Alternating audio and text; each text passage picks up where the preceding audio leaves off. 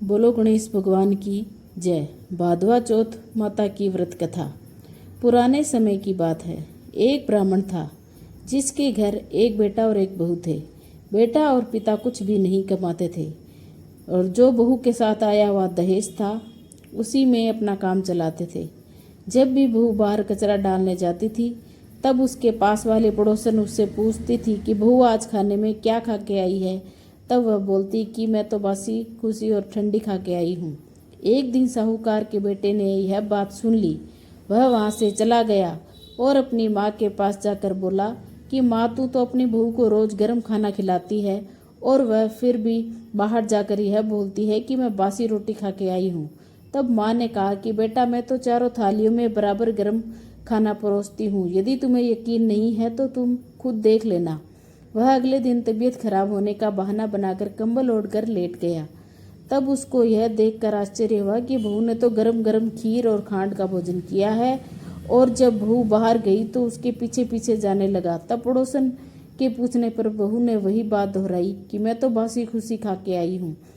तो उसका पति उससे पूछने लगा कि तू अभी अभी तो गर्मा गर्म खाना खा के आई है और पड़ोसन से कह रही है कि मैं बासी और ठंडी रोटी खा के आई हूँ, तू झूठ क्यों बोल रही हो। तब उसकी विद्वान पत्नी ने कहा, यह ना तो तुम्हारे कमाए हुए पैसों की रोटी है और ना ही तुम्हारे पिताजी के कमाए हुए पैसों की रोटी है। यदि हम इसी तरह बैठे बैठे धन को खर्च करते रहे तो एक दिन कुएं के पानी की तरह हमारा धन भी समाप्त हो जाएगा। इसके बाद उसका पति कमाने के लिए विदेश चला गया। पीछे से उसकी पत्नी 12 महीने का चौथ का व्रत करती थी। उसको विदेश में रहते हुए 12 वर्ष व्यतीत हो गए। तब चौथ माता और विनायक जी महाराज ने सोचा कि इसको अब घर बुलाना चाहिए। चौथ माता लड़के के सपने में जाकर बोली कि तू अब घर चला जा, तेरी पत्नी को तेरी बहुत याद आ रही है। वह बोला कि मैं घर कैसे चला जाऊं, मेरे यहाँ इतना बड़ा कारोबार फैला हुआ है।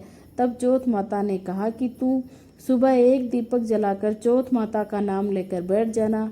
जिनके पैसे बकाया है वह पैसे देकर जाएंगे और लेने वाले ले जाएंगे। लड़के ने वैसा ही किया और उसका सारा काम एक ही दिन में निपट गया। जब वह घर जा रहा था तो उसे रास्ते में एक सांप दिखाई दिया जो आग के पास जा रहा था। उसने सांप को आग से बचाने के लिए हटा दिया। ऐसा करने से नागराज क्रोधित हो उठे और कहा कि हे पापी, मैं तो इस नाग योनि से मुक्ति के लिए जा रहा था और तूने मुझे हटा दिया, अब मैं तुझे डस लूंगा। तब वह लड़का बोला कि मैं 12 वर्ष बाद अपने घर जा रहा हूँ, आप मुझे अवश्य ही डस लीजिए, किंतु आज मुझे अपने घर वालों से मिलने दीजिए। आप कल रात को आकर मुझे डस लेना। नाग ने उसकी शर्त मान ली और वहां से चला गया। जब लड़का घर आया तो वह उदास था। उसने अपनी पत्नी के पूछने पर सारी बात बता दी। उसकी पत्नी बहुत चतुर थी।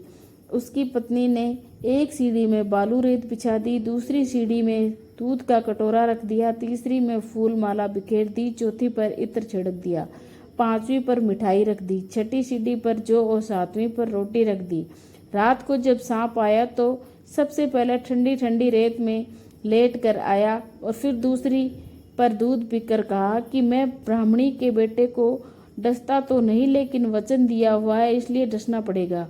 फूल माला की सीढ़ी से होता हुआ प्रसन्नता पूर्वक इत्र की खुशबू लेता हुआ ऊपर की ओर आने लगा। सांप को ऊपर आता हुआ देखकर विनायक जी ने चौथ माता से कहा, इस ब्राह्मणी के बेटे की रक्षा करनी होगी, क्योंकि इसकी पत्नी इसके लिए चौथ का व्रत करती है और उसका फल तो देना ही पड़ेगा।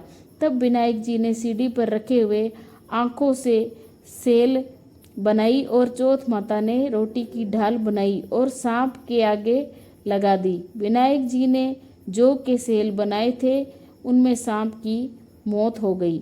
सुबह उस लड़के के से मिलने गांव के लोग आने लगे, क्योंकि वह 12 वर्ष के बाद घर वापस आया था।